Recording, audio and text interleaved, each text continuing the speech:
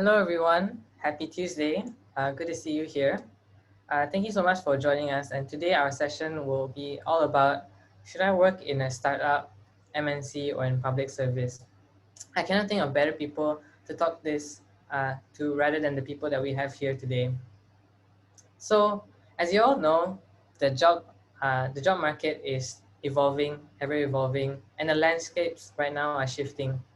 So now more than ever, we need to determine that we have precious chances. Every time we're given an opportunity to do an interview or participate in an internship, it's a precious chance for us to prove ourselves. So it begs us to answer the question, can we apply our current practices at the different types of organizations? Will it work across the different types of organizations? So that's the difference between wisdom and knowledge. Today, you're going to gain some wisdom, which is some practical insights and experiences from packaged in a way that's called career wisdom from our seniors. So let's get right into it. I'd like you to meet our esteemed panelists for the day. We have, first off, Ms. Jaslyn Yap, who majored in biomedical engineering. She has served in multiple capacities in Engine Club as well as NUSU. She has also been an intern at Global Foundries. Apart from that, she has a wealth of research experience, not only in Singapore, but overseas as well. Apart from that, she has a freelance career. And now she's currently the assistant director in the manufacturing services division at MTI, which is in the public sector. Next up, we have Mr. Ethan Ng, who is full of business development experience.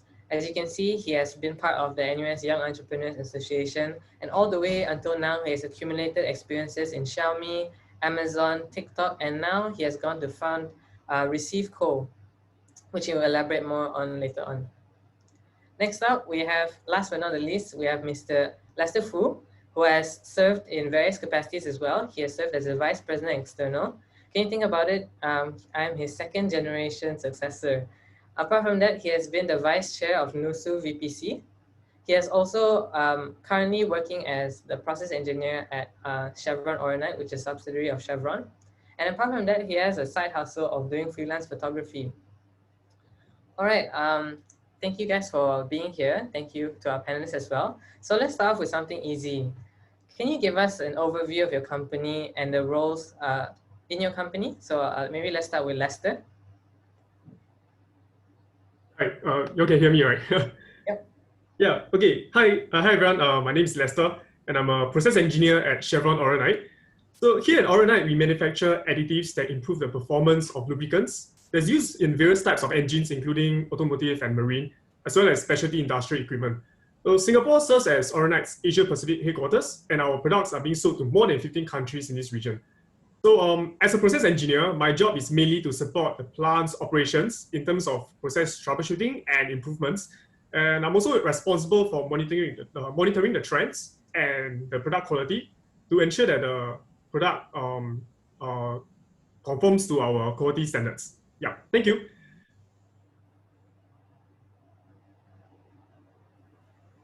Okay, I guess I can go next. Hi, I'm Jaslyn.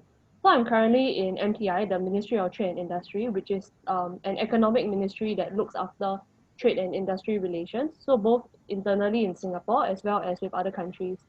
So I'm on the industry side, and I look at manufacturing and services.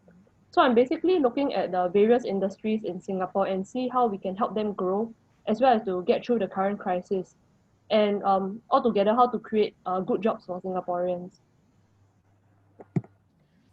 Okay, then for me, Receive is a SaaS company that connects researchers and participants. Ultimately, our product is a CRM platform and a Telegram bot where we help manage researcher studies and also help manage their participants. So a bit of an overview of my role. I mainly do business development, where I do like participant marketing, onboarding of researchers, and of course, pitching our ideas to business partners. So some of the other things that I also do is like the admin work. So like the HR, payroll, company admin, and business grant application. Yeah, thank you. All right, thank you guys. Now that we understand a bit more about your roles and your companies, I think we can dive a little bit deeper. So let's start off with the next question. So what is the hiring process like at your organization? So Lester, would you like to start first? Okay, so instead of sharing how I got into Chevron, I think it'll be more valuable and informative to share the hiring process in general for MNCs. Yeah, so I would say there are mainly three ways.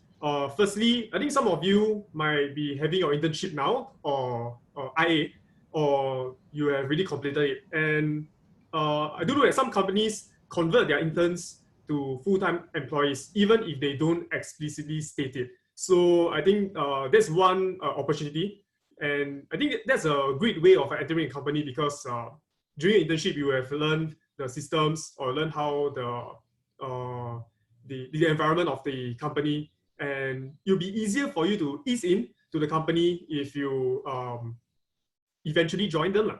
Yeah, so I think this one great opportunity of entering a company after you graduate. Well, other than that, there are also the more traditional way of applying with your CV and cover letter and go through interviews and assessment centers. So I think in this regard, there are companies that offer graduate programs. And I'll say that the hiring process for such graduate programs are usually more rigorous. Usually it's like you have a few hundred applicants, and at the end of it, only one or two will be selected. So in a way, you can say that these graduate programs are a little bit more prestigious. Yeah, but then of course, it is important to put this prestige aside and know the differences between a graduate program and direct hire, because each of these ways have their own pros and cons. And I think it's more important that you choose the one that's more suitable for you or in line with your goals. Yeah.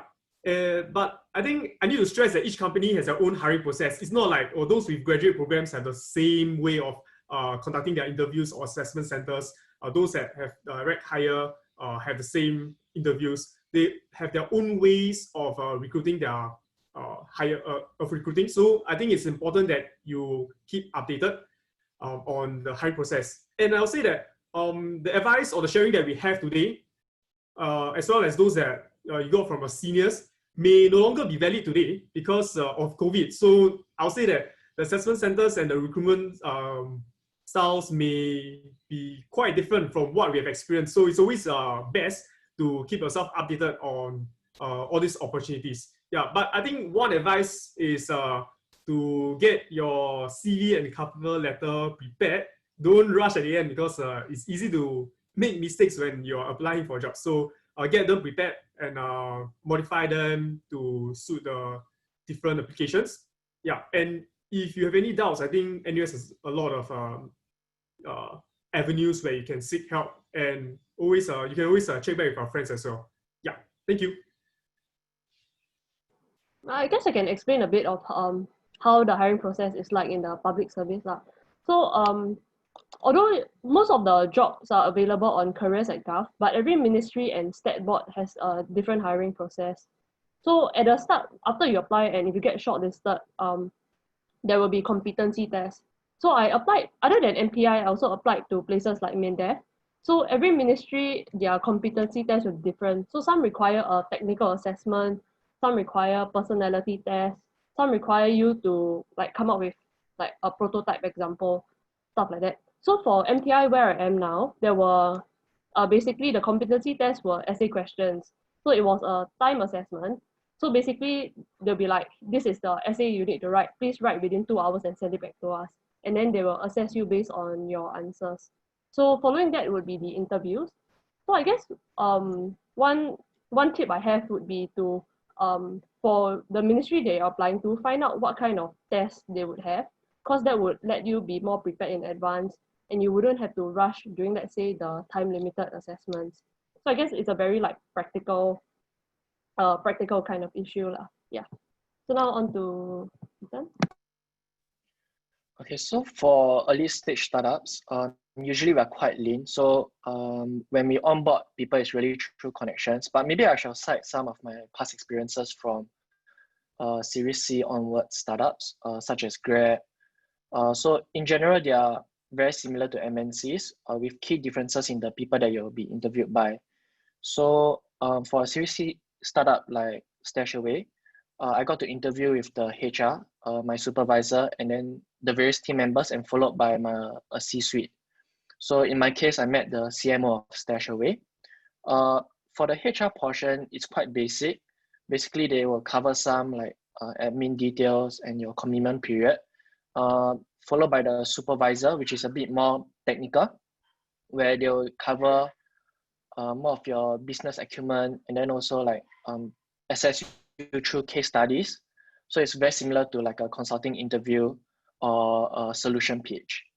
So the final round, which for me was with a C-suite, they will ask like behavioral type of questions. So this involves like company culture or the latest news surrounding the company. So I guess adding on to what Lester's mentioned, startups and MNCs in general definitely will consider you after graduation. And how I understand that they do it is that they'll create a headcount towards the end of the year for you so that you can enter after you graduate. And similar to everyone else now, most of the interviews are done online. So do download like Zoom or Google Meets if you haven't done so. Yeah. Yep. So thank you guys very much. So like just to summarize, Jaslyn went through written assessments, then she had an interview, and then she got an offer. Then for Ethan, he had he went through his HR first, then he had a technical interview, and then lastly he went through the C-suite. And for Lester, he got converted into the role through an internship. So those are like the different ways of getting into the different type of companies. So now let's talk about like the best part of your organization or your role, as well as the most challenging part. Lester, please.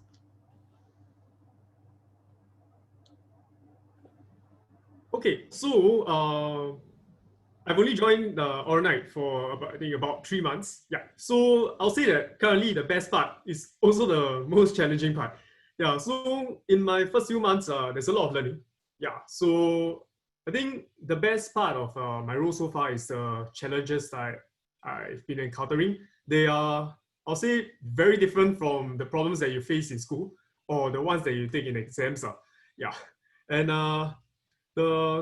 when I'm learning a system, this system is a lot more complex than the ones that you see in school. For example, if there are any chemical engineers here, you've probably seen PNID before.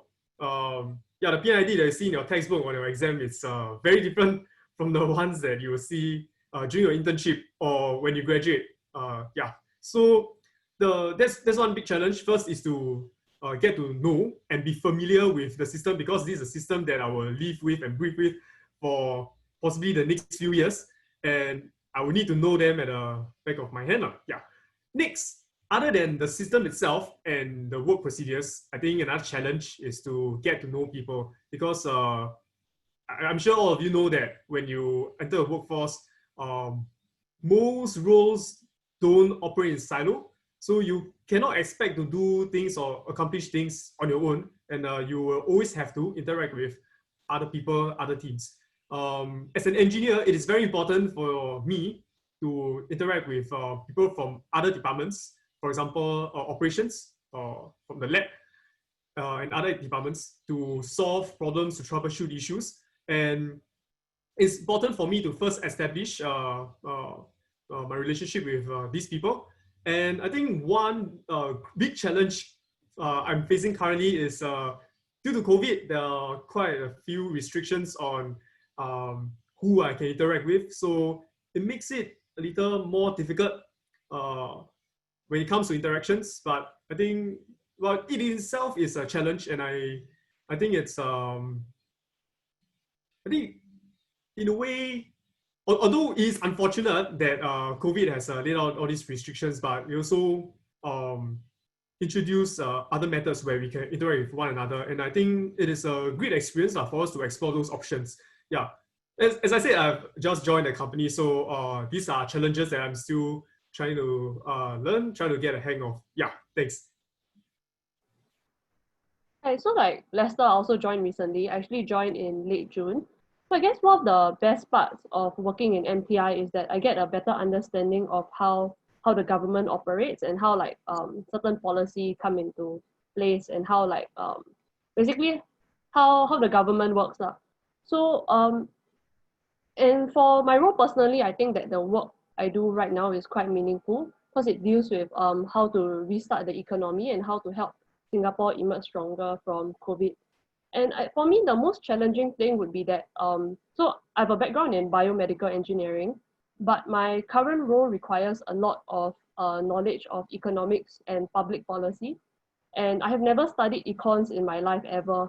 So at first it was quite difficult to understand some of the discussions that would go on, like if it's related to, let's say, taxes, investments, those kind of things. So for that, I'm very grateful that the people that I work with currently are very understanding towards the fresh graduates that came on board. So it's quite manageable so far. And there are a lot of resources that have been passed down to the new hires. And the staff are very helpful in general. Yeah. Okay, so for myself, I've been trying to run Receive for about 9 months. So it's still quite early stage, but as opposed to the other startups from people with more experience. So for me, the best part, I guess, is really seeing our product come alive and working and like nerding out to the fact that it works. So I do think that that is very fulfilling. And then like seeing our product back-end logic actually working after months of development. So besides that, the best part is also to when we secure grants. So when we got like the 30K grant approval, it's just pure bliss. Yeah. For challenging part, I guess it's really managing and communicating expectations, both internally and externally. So for example, we are answerable to Startup X, ESG, and NUS, where we have to like meet their KPI for grants. And when we're not on track, there's definitely stress that comes along with it. And there's also definitely difficulty in like trying to communicate this back to like the product team and trying to rush them to meet our KPIs. And finally, I guess the another challenge that I faced was like the lack of resources and strategies basically not working. So being a startup, we definitely have very little budget for marketing. And like when we run Facebook ads, Instagram ads, Google ads, and we also see that they're not effective, it's definitely quite stressful on our end. But I think like as long as you keep trying, everything will be okay in the long run. Yeah. Great. Thank you for giving us an insight into the different best parts and challenging parts of your roles. Now let's move on to a more lighthearted question. So expectation versus reality. So how did your first month look like? Yeah, we can start with Lester. Hey, so I think I mentioned quite a bit in the previous questions. So my first few months, there's a lot of learning and getting to know people. Yeah, so I'll say that the first few months I spent a lot of time trying to read out the system and going out to the field to try to link what I learned from theory to the practical, which is what I'm seeing in the field. Trying to understand how the drawings that I'm holding matches the one that I'm looking at right now in front of me, all the equipment and pipelines. Yeah, so I think that's one thing. In terms of reality and experience, like Sam mentioned, I was converted as an intern. So I would say that the expectation wasn't too far from the reality because I had certain expectations of the role of engineer, and that's partly a reason why I took up the role in the first place. Yeah, but then I would say that one thing about the reality is when the responsibilities, when I really get to take out the responsibilities, right? The experience is quite different. It's different from my expectations prior because you realize that as an engineer, there are certain decisions that I have to make. And if I make a certain mistake, then there will be operators on the field who be sweating under the sun because I made certain mistakes. And this is what I think it's quite crucial. And it keeps me alert in my job. And that's something that I didn't really thought about or foresee when I was taking up this role, but now that I'm taking up this responsibility, I think that is one big gap between my expectation and reality. That when the responsibility really comes, you could really feel it. Yeah, thanks.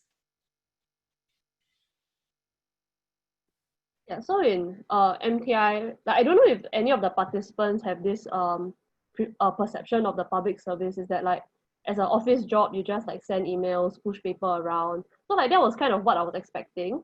But during the first 3 weeks, I was actually involved with the COVID operations. So like I went straight into helping MTI like manage their COVID work streams, which included like liaising with the stat boards as well as the businesses. So at times it was quite hectic, and it's not as like paper pushing as I expected, because the business were badly affected. So they needed urgent help to recover. So there was a lot of like sourcing for information and trying to make the judgment of how we can help and whether these businesses should open. So but currently my work is quite different from that. After those 3 weeks, I went over to the manufacturing team. So I mean, it's still a lot of liaising with other parties, but gradually the work became less of the COVID operations, and now it's more of the business as usual work. Yeah. So for myself, during my first month at Receive, right, I expected it to like, get pushed out and people start using our product. And like more of a stretch goal, but then like secure seed funding and like getting interviewed by Straits Times. So that was like basically some of the expectations that I had. But in reality, while it was exciting, it was honestly also very messy. So I think on the product end, we were still figuring out how to bring our product live, and basically working with developers to identify like what are some of the design specs. Then for business development, also we had to look out for more grants instead, registering our company, doing a lot of admin work.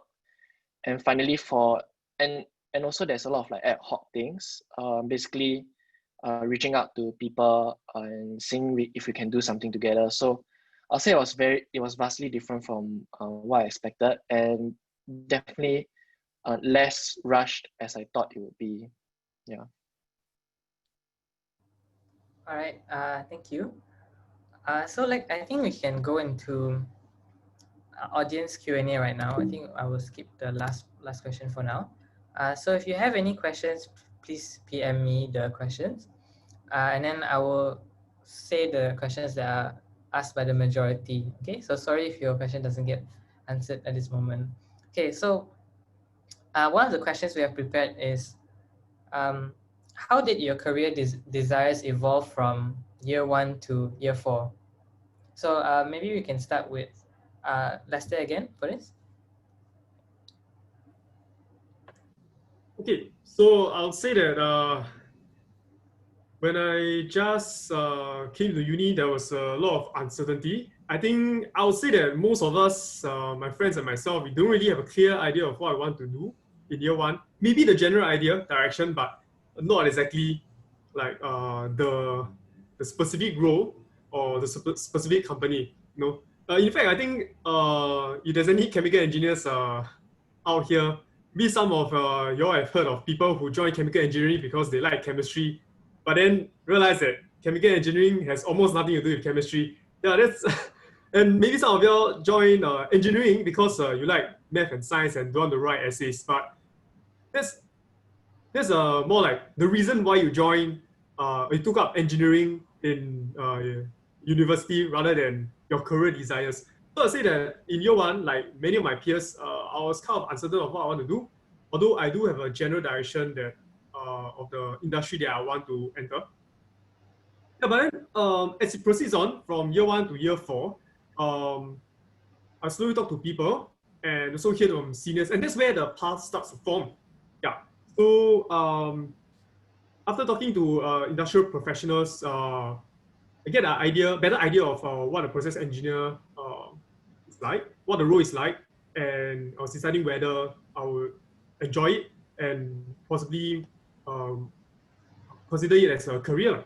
Yeah, and also this would also be cemented by the experience I had in the industrial attachment. Maybe while I was at uni, I was also working as a part-time photographer, like on weekends and whatnot. Yeah, and actually halfway through, I was approached by some of my partners to set up a studio after I graduate. And at that time, I thought it was quite an attractive option. because I was doing quite well with my business and I like what I do. I really enjoy, even though the hours are quite long, but yeah, it's something that I enjoy. Um, so then I had this thought, am I ready to give up what I learned in these 4 years to be a full-time photographer? Yeah, I guess, spoiler alert, I decided not to pursue my career as a photographer. I eventually chose not to because of the risk and uncertainty, because I'll say that I still prefer the stability of my career. And that's where I started to lean towards a more professional career in NMC. Yeah, probably not the kind of inspirational answer you're looking for, but maybe on this point, Ethan can share on his leap of faith why he started to venture into a startup. Yeah, thanks. Okay, thank you, Lester. So on that note, right, I guess it really takes a bit of courage to take that leap of faith. But for people uncertain about risk, right, I think you should really go into with a plan and go into something that you're genuinely interested in. So uh, for myself, I do find joy like working in a tech startup as opposed to like a materials company.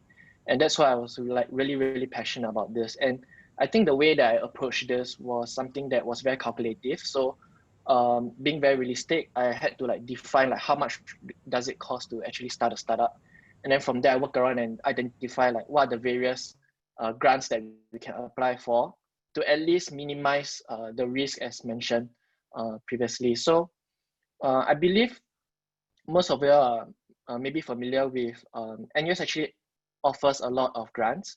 So like there's the NUS Grip Fund, there's the NUS I&E Practicum Fund, and then there's also the NUS Startup Founder Grant. So there's actually a lot of grants that you can tap into to kickstart your startup. And then I guess to a very large extent, this minimizes the financial risk that you pose onto yourself. So I guess this is also a reflection of how my career desires have changed from year one to year four.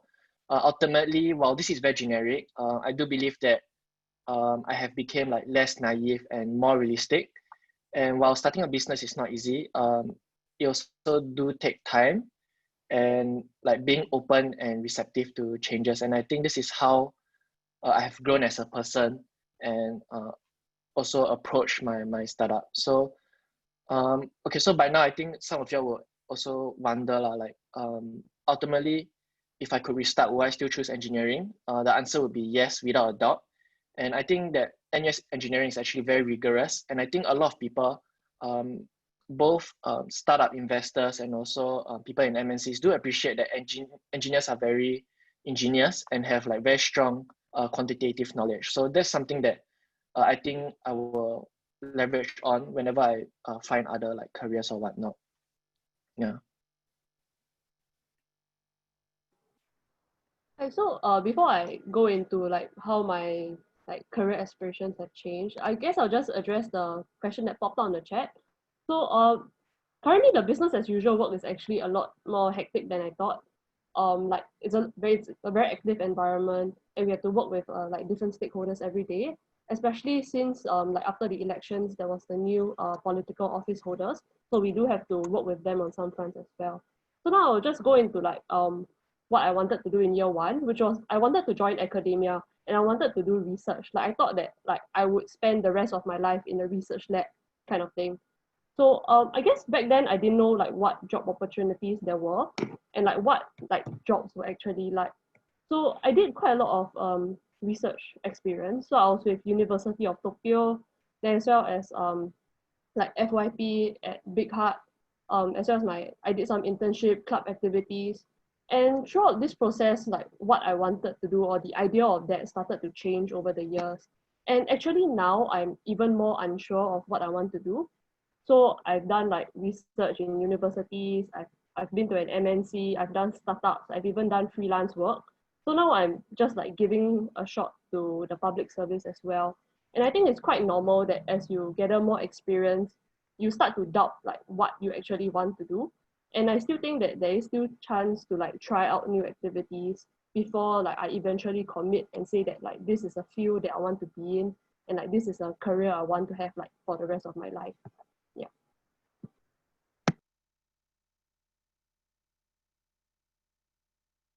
Thank you guys for showing us how the ebbs and flows of your career desires changed from year 1 to year 4.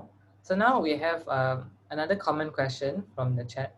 How open are other industries, for example, financial and marketing, to an engineering degree? So can we have maybe Ethan to try and answer this question, please? Okay, so I think as most of you are familiar, so I started out like from my materials internship before working up to like the various tech industries. So I guess this advice is more for engineers trying to venture into tech, minus those electrical engineer and computer engineers, but more of like materials engineers or chemical engineers. So I think first is to really start early if you are genuinely interested in this particular industry. So for example, if you are interested in the finance industry, I would definitely recommend like entering the industry through like maybe a boutique firm or a SME or even a fintech startup. So this is probably, and from there, then you slowly work up and try applying for like your target companies. So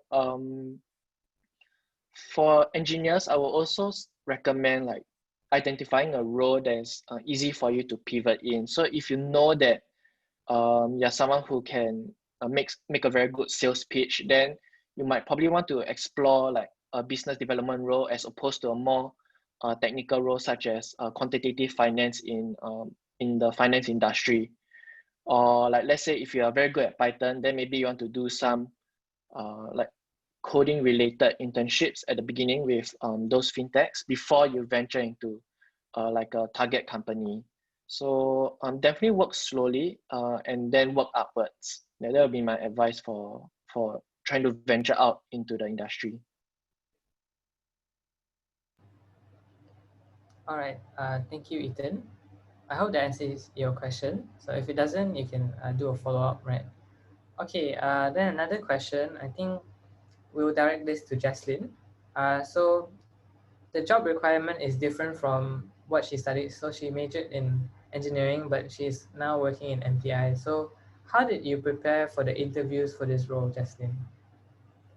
Yeah, so I think I'm quite used to like applying for like jobs and events that are like way beyond what I studied. So I studied biomedical engineering, but my IA was for a semicon company in industrial engineering, and I've been to a fintech company doing marketing. So for MPI, I mean it's clearly like econs related, and honestly, I had no idea like how to tackle like the interview questions and how to tackle the competency test. So a lot of it is that I think the hiring managers, they understand that they are hiring someone of different background. So they won't expect like someone like me to like have a complete understanding of what like fixed asset investments are. And I was very fortunate that I had some friends that would help me before the interview. Like I would ask them like what's the investment situation like in Singapore and things like that. And I was also very fortunate that my senior director who interviewed me also came from an engineering background.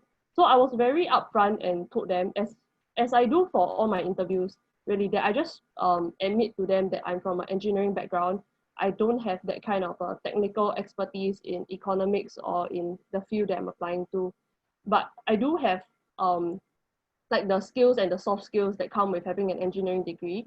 And I think like some of the interviewers, they are able to appreciate that.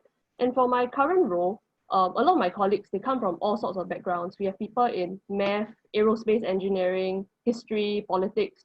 And so MTI will try to match like the person to the job.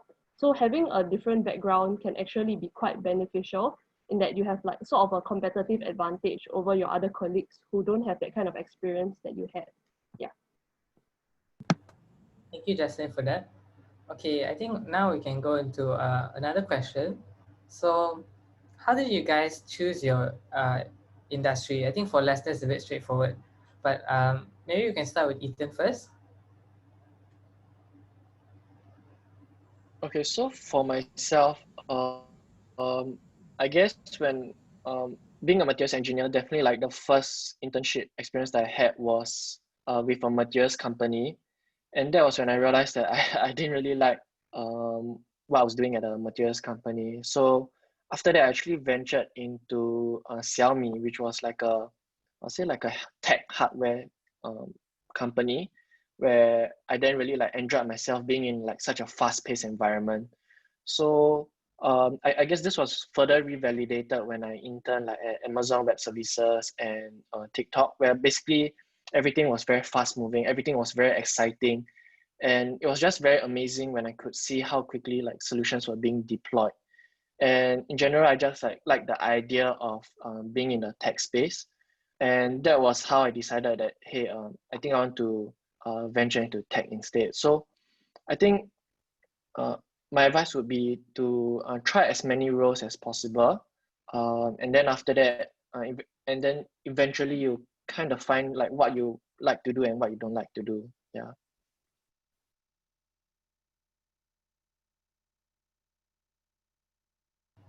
Okay, thank you, Ethan. Let's maybe Jaslyn, you wanna try answer that? How did you choose your industry? Oh, so I mean, I'm always up for trying new things. So I guess what I say would like resonate better with the participants who don't really have a fixed career idea. Like maybe you're year 3, year 4, and you still don't know what to do. I'll say just try everything. So I mean, I've been to like I've done freelance work. I've worked with startups and MNCs, and I mean right now I'm just trying new things. And MTI, the job role was quite interesting because it dealt with COVID-related operations. So that was what drew me in. Is that this was a job opportunity created because of the pandemic, and it's not something that I would get to see like in like peacetime and things like that. So like try new things, try more exciting things. Like don't subscribe to the sort of like stigma that you might have, let's say about like the private sector, public sector, startups. Like I think every company and every job role is very different. So what preconceived ideas you have might not be accurate. Yeah. All right, thank you, Jaslyn. We will rope Lester into the conversation very soon right now. So the the next thing, since you all are from different organizations, right, and you are there for a reason, so can you tell us a little bit more about your personal growth plan? So we'll start off with Lester.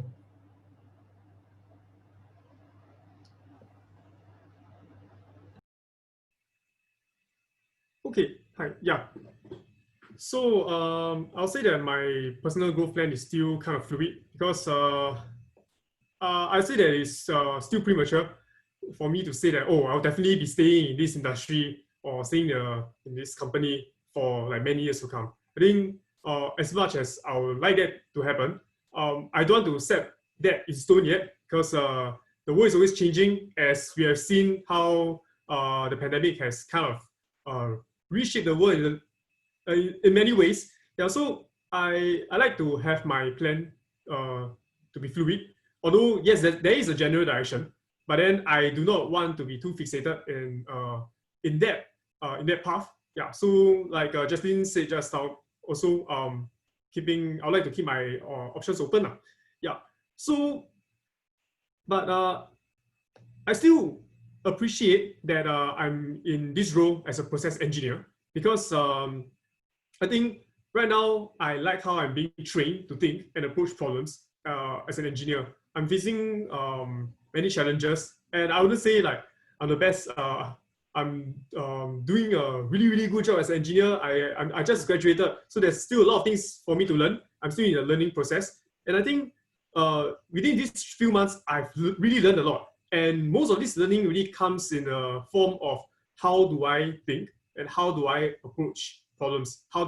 Where do I start looking to find the possible causes, and how do I troubleshoot to find the root cause, and what are the corrective actions that I have to take or we have to take as a team to prevent similar occurrences from happening again. So I think this way of thinking is very valuable and can be applied to almost anywhere else in many other roles, even outside of engineering.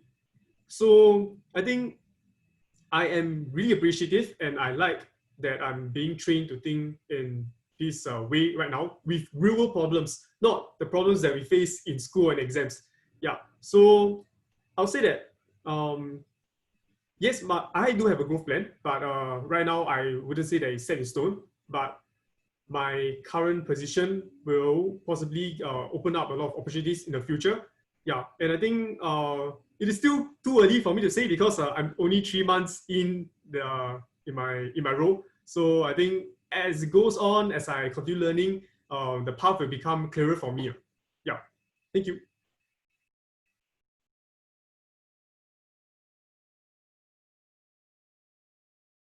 Yeah. Okay, I guess I can go. So like similar to Lester, I don't really have a fixed growth plan, and I don't really consider myself very ambitious. So for now, what's important to me is to have greater exposure to what's out there. So I don't want to commit myself to a specific like path, a specific industry, or even like in 5 years I'll see myself as a blah. So currently like I prioritize the work environment. So and I think like the work environment is actually as important or even more important than the actual work I'm doing, because that's an environment that I have to surround myself with for like 8 hours a day. So I'm still thinking about where I can go from here and like what's important to me in the longer term. I think I have to wait and see for the situation to improve and then see what opportunities arise. Okay, so for myself, I think I am very ambitious. So I would like to believe that I am very clear of what I'm doing. But I do set like my growth plan in 5-year sequences. So for me personally, I segregate them to 3 categories: personal, financial, and career. And in general, I want these 3 categories to fall into like the tech industry, doing BD related things. So personally, I definitely want to learn more about on the ground skills to kick off a startup. So like having the right connections and knowing the essential tools and resources to kick off a startup. So that's on personal growth. Financially speaking, I definitely want to see my startup get funded. So in particular, Series A funding, and also like start generating income for at least the startup team by end of this year. Career wise, I mean, if my startup fails, and most startup actually fail, I would want my experience to be a valuable addition to my skill set. So this means like I want to be able to carry forward like my project management skills, my business development skills, and my rapid prototyping skills. And from my understanding, a lot of firms, especially tech firms such as AWS, do like to hire ex-startup founders. So these are the 3 categories that I want to grow in. Yeah, thank you. All right. Thank you, guys. So we have a few questions coming in from the audience. So I think we'll wrap this up and consider our last question. So I'll put all these questions together. So people are asking, like, you guys are working in different sectors that you actually study for and stuff like that. Will you be in a disadvantage, or does MNC look at the diversity of experience? So I think it leads in very nicely to this question. How did your experience in NUS as a whole help you to land your role at the different types of organizations? We can start off with Ethan. Okay. So I guess first of all, NUS like rigorous curriculum does prepare us well for like the industry. So this includes like very basic like project management skills, ideation skills, innovation skills, and whatnot. So I'll say the curriculum in our faculty does prepare us well for the industry in general. So after that, I would then point to like my NUS professors, including the NUS enterprise professors such as Prof. Lai and Prof. Wong, who have like provided connections for us in NUS, and also like the various recommendation letter to like various companies. So they definitely do help us like in our journey. And finally, I would say NUS Overseas College, so NOC program, really helped me in terms of like the business development side of skill sets such as pitching, presentation, and networking. Yeah. On to Lester.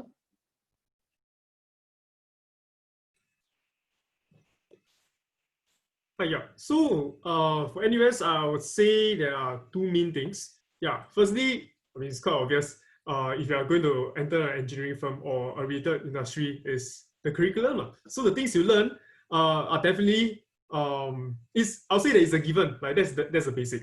Yeah, you will need those knowledge when you step into an engineering role. So yeah, I'll say that's a given. But what's special about our curriculum is I'll say industrial attachment, because that's a really good opportunity for us to experience and kind of catch a glimpse of working in certain industries.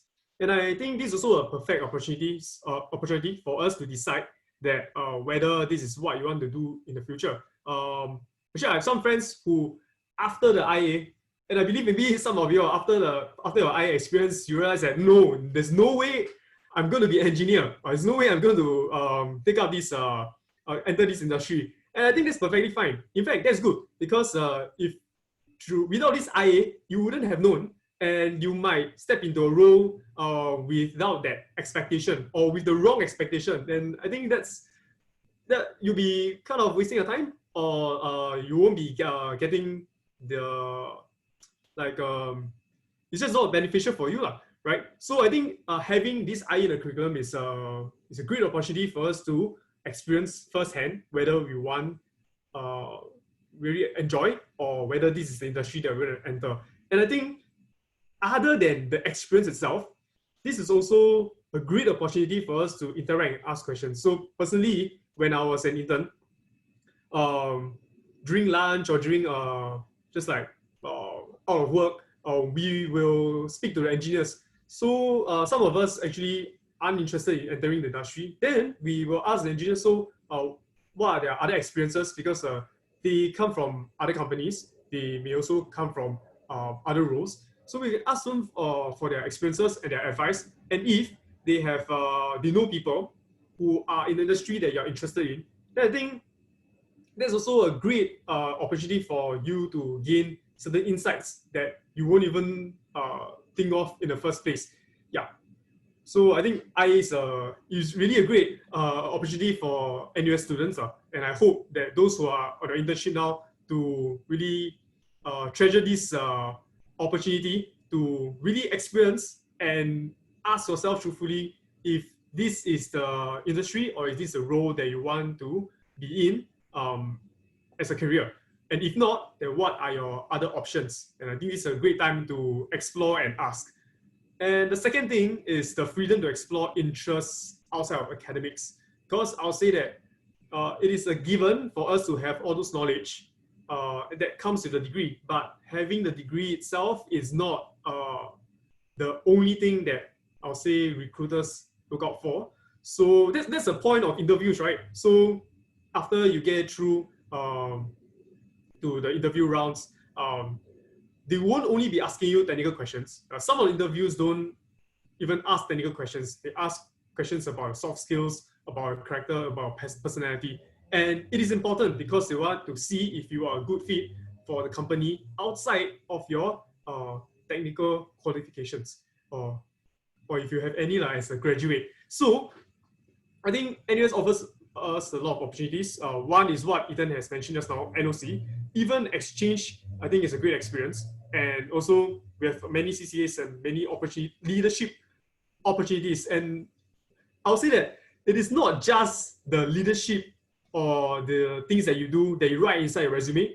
It's really what you have learned and experienced. And this can really be expressed when during interviews or when you work as an intern. So yeah, so two main things for NUS. First, curriculum, I say that's a given. And next is also the freedom to explore interests outside of academics, because it is not academics is not the only factor. Your personality, characters, and soft skills, I think that's another whole area that is very important and recruiters are looking out for.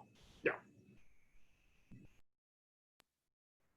I guess I'll just add a few quick points. So like adding on to what Lester said, for me, the most important thing was also the industrial attachment. So when I was interviewed by MTI, like they didn't ask me about my biomedical engineering degree, they didn't ask me about what I studied, but they picked up that I did an internship attachment with Global Foundries, which is where I did my IA. So I think like where you do your IA and like what it's about also matters to the hiring managers and to your future employers. So they will pick out like specifically where you did your IA and like that it matters to them. So because I did my industrial attachment at Global Foundries, which did semicon, so right now I do oversee the sectors and the subsectors that relate to electronics, precision engineering, and things like that. So like although you think like you just spend 6 months at a company to do your IA to get the credits, but it does matter in the longer term, and your future employers will also look at that experience. So I thought that that was very helpful, and that was really what helped me to secure this position in MPI. Yeah. Great. Thank you very much, everyone. So we have reached the final part of our event for today, which is giving you guys the bonus. So those of you who are still here, can you all please fill in the feedback form and then PM me your name. And then once you PM me your name, I'll add you into a random spin wheel, and then we'll see who are the winners for the kids today. Then please don't leave after you fill in feedback. We'll take a group picture so you can prepare the Zoom backgrounds as well. So thank you very much to our panelists as well for your time.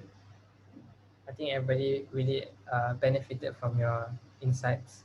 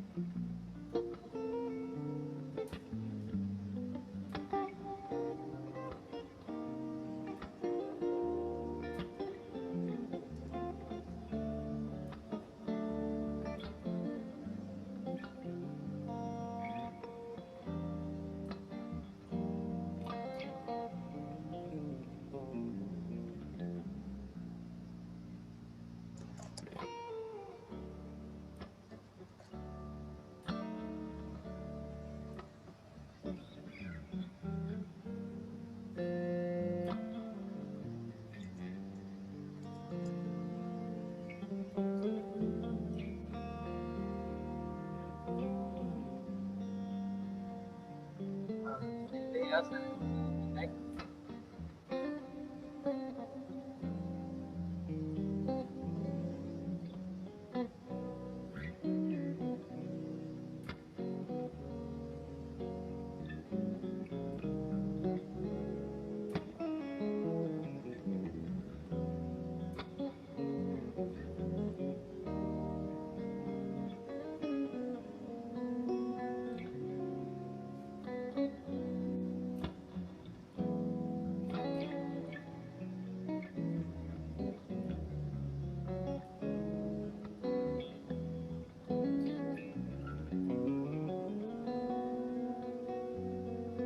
Okay, calling once, calling twice. Okay, no more feedback. So we'll just pick the winner and then we'll take group photo, alright?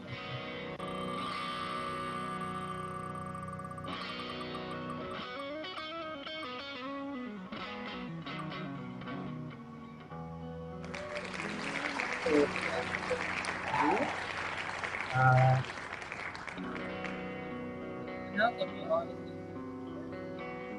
if you could turn on your cameras, and you can use the background we sent you if you want. Okay.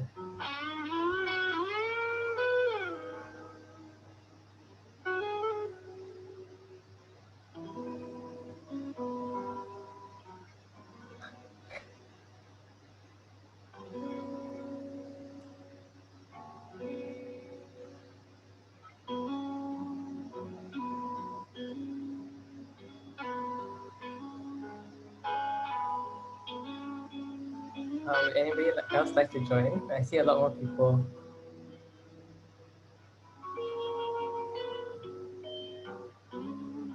Okay, I guess not. We'll just take a picture with those we have here.